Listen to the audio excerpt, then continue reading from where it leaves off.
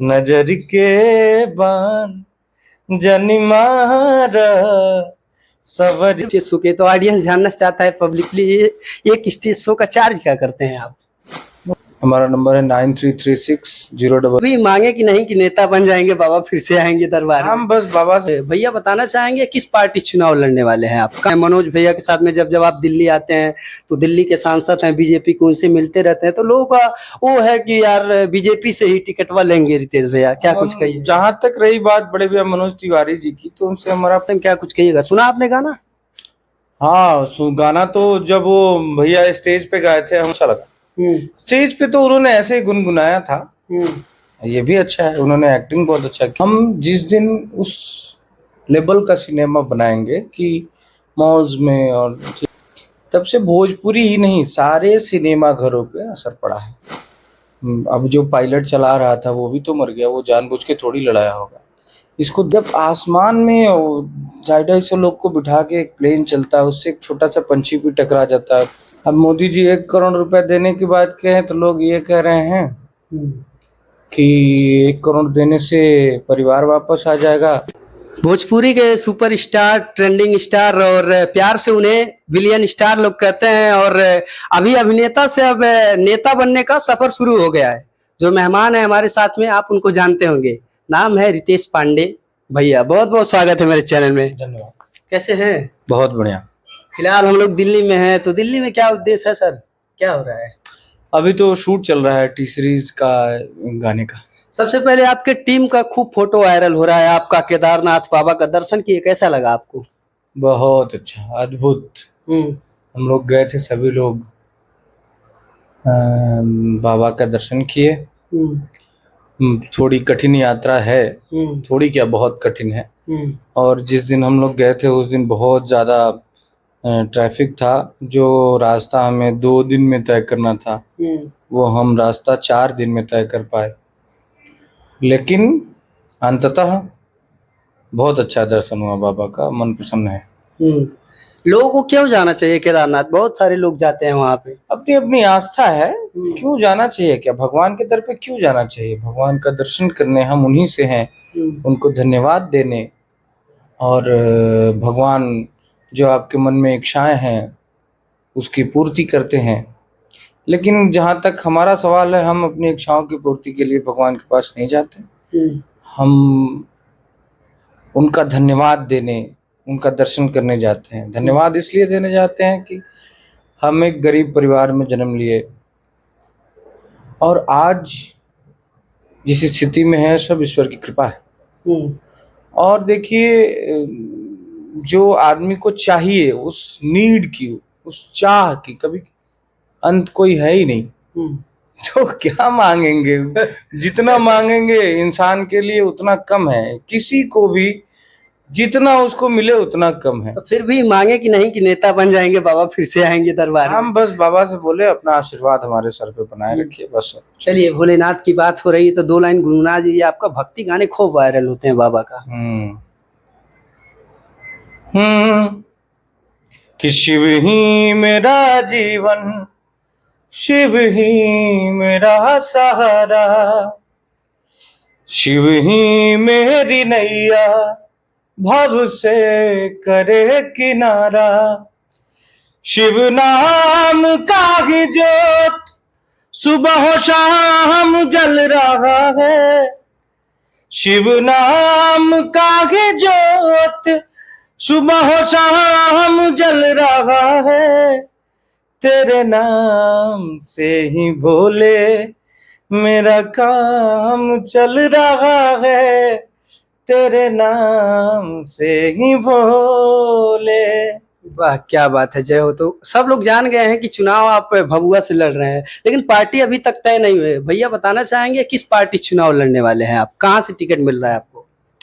ये सब थोड़ा कॉन्फिडेंशियल चीज होता है, ये सब आपके कैमरे पे भी नहीं बोल सकते हैं, लेकिन बहुत जल्द आप लोग को पता चलेगा। फिर भी लेकिन लोग देखते हैं ज्यादातर आप बीजेपी के सपोर्ट में रहते हैं। मनोज भैया के साथ में जब जब आप दिल्ली आते हैं तो दिल्ली के सांसद हैं बीजेपी को, उनसे मिलते रहते हैं तो लोगों का वो है कि यार बीजेपी से ही टिकटवा लेंगे रितेश भैया, क्या कुछ कहिए? जहां तक रही बात बड़े भैया मनोज तिवारी जी की, तो उनसे हमारा पार्टी से जुड़ाव नहीं है।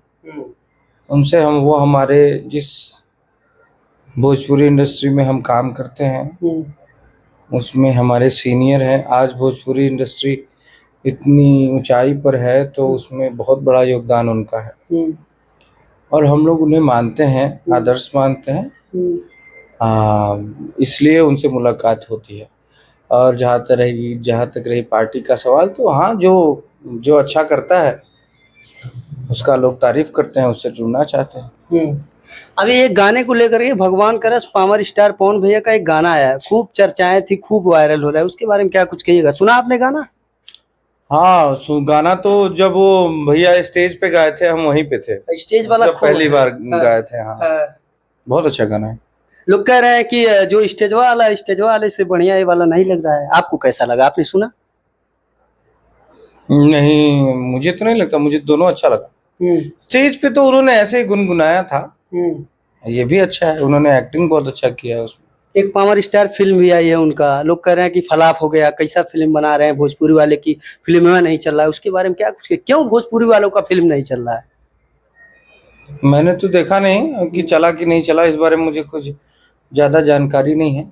हाँ, जहाँ तक रही जो फिल्में किस पैमाने पे लोग बोल रहे हैं कि नहीं चला, वही लोग जो पावर स्टार का जो लाइफ है, बिल्कुल लाइफ के बारे में कुछ उन्होंने दिखाया ही नहीं। कहाँ नहीं चला फिल्म, सिनेमा घरों में नहीं लगा, 2 दिन में उतर गया। जहाँ तक रही सिनेमा घर की बात, तो हमारी भोजपुरी पहले सिंगल थिएटर्स में लगती थी, अभी सारे सिंगल थिएटर्स ना बंद होने के कगार पे हैं।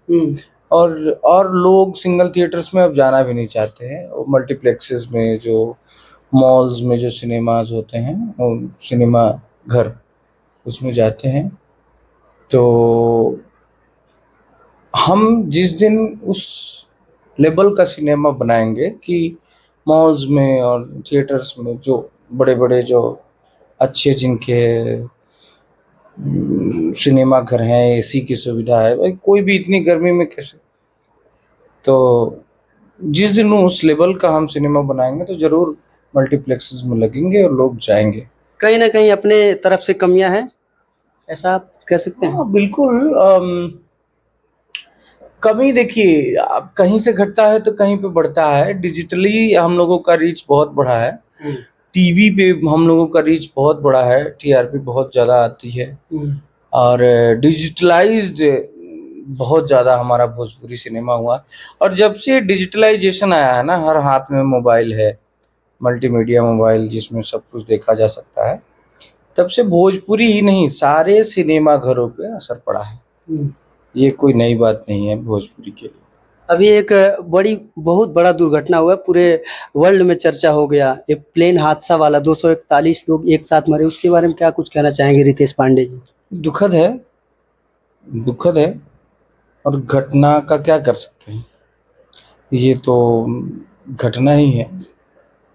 इसमें अब जो पायलट चला रहा था वो भी तो मर गया, वो जानबूझ के थोड़ी लड़ाया होगा, इसको दुर्घटना बोलते हैं। अभी तक कोई खुलासा ही नहीं हो रहा है, कहाँ से गलतियां हुई हैं, कहाँ से चूक हुई है। देखिए, ये पहला विमान दुर्घटना नहीं है विश्व में, और भारत में इससे पहले बहुत सारे विमान दुर्घटना हुए हैं। जब आसमान में 250 लोग को बिठा के एक प्लेन चलता है, उससे एक छोटा सा पंछी भी टकरा जाता है तो डिसबैलेंस हो जाता है, वो बहुत रिस्की होता है। आसमान, आप समझिए कि आसमान में आदमी तैर रहा है, चल रहा है, तो जितनी सुविधाएं होती हैं ना, उतना रिस्क भी होता है। जिस प्रकार से पहले आदमी दाल चावल बना के जो खाता था, तो वो डेगची में बनाता था, हम लोग की तरफ तसली बोला जाता है, ठीक है? हाँ बिल्कुल। तो चूल्हे में आग लगता था और तसली में बना के खाता था। ये नॉर्मल प्रक्रिया थी जो हमारे बाप दादा करते थे। अब देखिए, सुविधाएं बढ़ी, तसली की जगह पे कुकर आ गया, सुविधाएं बढ़ी तो वो कुकर अक्सर फट जाता है, लोग घायल हो जाते हैं, मर जाते हैं। वो जो चूल्हे में आग लगाया जाता है उसके जगह पे गैस सिलेंडर आ गया, सुविधाएं बढ़ी, वो अक्सर, अब भाई रिस्क है उसके साथ, वो फट जाता है, लोग मर जाते हैं। तो आप ये बात ध्यान में रखिए कि कभी भी जब भी सुविधाएं बढ़ती हैं तो उसके साथ रिस्क भी होता है। घटनाएं हुई, लेकिन मोदी जी ने हर परिवार को 1-1 करोड़ रुपए देने की बात कही, तो लोगों ने कमेंट सेक्शन में भर भर के लिखा, क्या 1 करोड़ देने से परिवार वापस आ सकता है, जिसका किसी की माँ गई, किसी की बेटी गई? क्या कुछ कहिएगा? अब मोदी जी 1 करोड़ रुपए देने की बात कहें तो लोग ये कह रहे हैं कि 1 करोड़ देने से परिवार वापस आ जाएगा। अब मोदी जी वो 1 करोड़ नहीं देते तो लोग ये कहते कि देखिए कितना कैसे है, प्रधानमंत्री की कुछ कंपनसेशन नहीं दे रहे हैं। तो विरोध करने वाले तो करते रहेंगे। हाँ, तो वो सबके विरोधी राजनैतिक विरोधी तो बात करते रहते हैं। अब जिस प्रकार से ये पाकिस्तान ने ये आतंकवादी ने हमला किया था जो पहलगाम में, तो लोग ये कह रहे थे कि भारत सरकार कुछ नहीं कर रही है, कुछ नहीं कर रही है, कुछ नहीं कर रही है।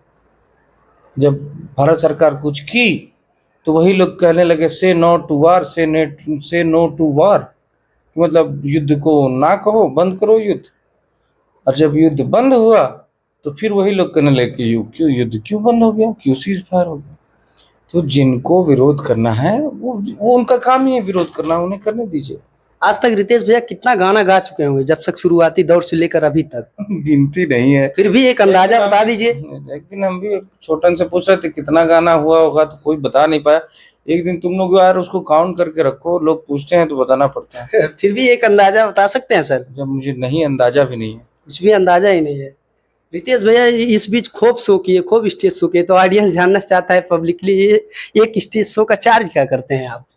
वो तो दूरी समय पे निर्भर करता है, ऐसे कोई पर्टिकुलर नहीं है कि भाई इतना ही है। तो स्टेज शो करवाना हो तो किससे संपर्क होगा? स्टेज शो कराना है तो हमारा नंबर है 9336033299, उस नंबर पे संपर्क है। किससे बात होगा? ये तो हमारे टीम के किसी से ही बात होगी। उसके बाद आपको शो कराना होगा तो छोटन का नंबर वहाँ से मिलेगा, इस नंबर पे फ़ोन करेंगे तो फिर आपसे बात। चलिए, जाते जाते एक आपका जो फेवरेट गाना हो, आज तक जितना गाना गाया आपने उसमें से आपको कोई फेवरेट हो सुना दीजिए ऑडियंस को। फेवरेट गाना? हाँ, आपका जो आपको पर्सनली फेवरेट हो। लाज के मारे ये अखियां चुकल के झुकल रहेला, जुबा कुछ भी न बोले त अखियां सब कुछ बोलेला, दर्द में दिल डुबल बाटे, दर्दिया और बढ़ा जइबा, नजर के बान जनी मारा, सवरिया तू धरा जइबा। वाह, क्या बात है। और जाते जाते हमारे देसी न्यूज चैनल और सतीश चक्रवर्ती पेज को क्या कहिएगा? बहुत लोग प्यार करते हैं। अब जब तुमको प्यार करते ही हैं तो मैं क्या कहूँ। आप ही से शुरुआत हुआ तो कुछ आप भी कह दीजिए। प्यार करते रहिए, आप लोग प्यारा बच्चा है। Okay, thank you so much. मेरे साथ में थे आपके चहेते स्टार रितेश भैया। अब अगली बार से जब मिलेंगे तो हम डायरेक्टली अब नेता से शुरुआत करेंगे। नेता भैया, हर हर महादेव।